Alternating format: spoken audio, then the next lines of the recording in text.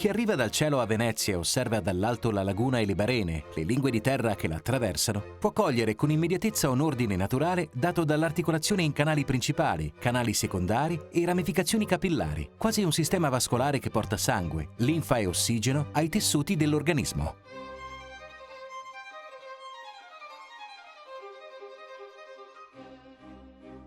Le lagune, da Caorle a Chioggia passando per Venezia, con paesi e campanili sorgenti dall'acqua, il delta del Po e il lago di Garda, i grandi fiumi e i corsi d'acqua minori sono luoghi di rinomate produzioni agroalimentari, ma soprattutto santuari dell'allevamento del pesce, della pesca e delle sue tradizioni.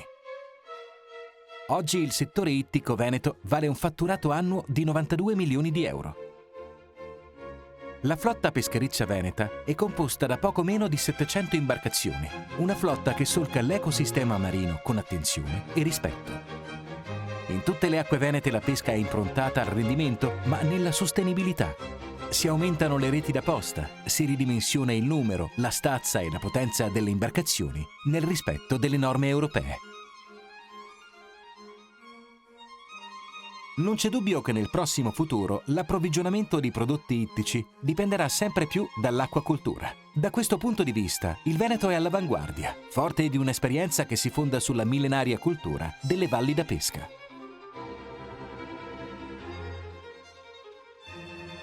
Le valli da pesca prendono il nome dal latino vallum, steccato o palizzata, e sono il prodotto, unico al mondo, dell'ingegno dei lontanissimi progenitori, che, osservate le abitudini stagionali dei pesci, costruivano argini di sassi e di terra per chiudere i bacini dove il pesce, attratto dal nutrimento, si rintanava. Nelle valli si produce, in modalità estensiva, pesce di assoluta eccellenza, orate, branzini, anguille e cefali, un allevamento che segue i cicli naturali della semine e della pesca all'arrivo dei primi freddi autunnali e dona alle carni una leggerezza, una consistenza e dei sapori unici. In Italia, il Veneto si pone come primo produttore di vongole, con produzioni che coprono fino al 70% della quota nazionale.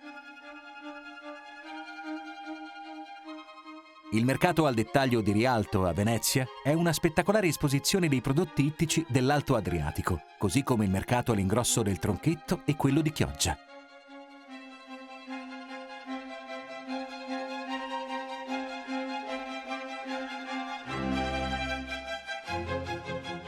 Tradizionalmente i mercati del Delta del Po a sud offrono prodotto locale, ognuno con una sua specializzazione. A Pila il pesce azzurro, a Scardovari i molluschi bivalvi, a Porto Viro le specie di acque interne e salmastre.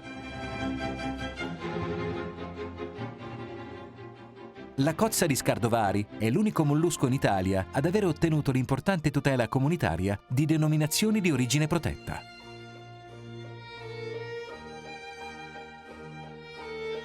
Lo stoccafisso, importato dal nord Europa, viene battuto e diventa il baccalà, specialità gastronomica principe della cucina veneta nelle sue 100 varietà.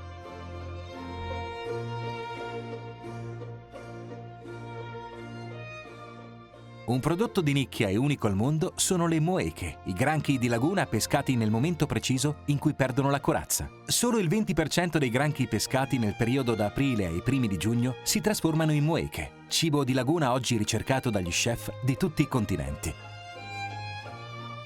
Oltre a meravigliose specialità gastronomiche, il Veneto offre all'ospite anche un paesaggio d'acque straordinario. Partendo dalla foce del fiume Tagliamento, a nord-est, si incontrano nella laguna di Caorle i casoni, antichi rifugi in legno e canna dei pescatori, che tra canneti e barene trascorrevano, esercitando la pesca, la stagione invernale in cui era impossibile l'attività in mare.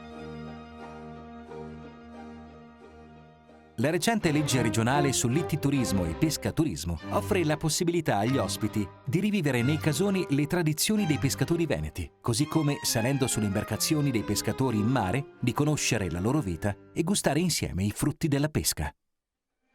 Le acque interne rappresentano un elemento caratteristico del territorio veneto, dai tranquilli laghi di montagna alle ampie distese del lago di Garda, ai grandi fiumi come il Po, il Brenta, il Piave, l'Adige e il Bacchiglione, fino alla fitta rete di corsi d'acqua montani e dei canali di bonifica, che tutti insieme costituiscono un sistema strategico di regolazione delle acque.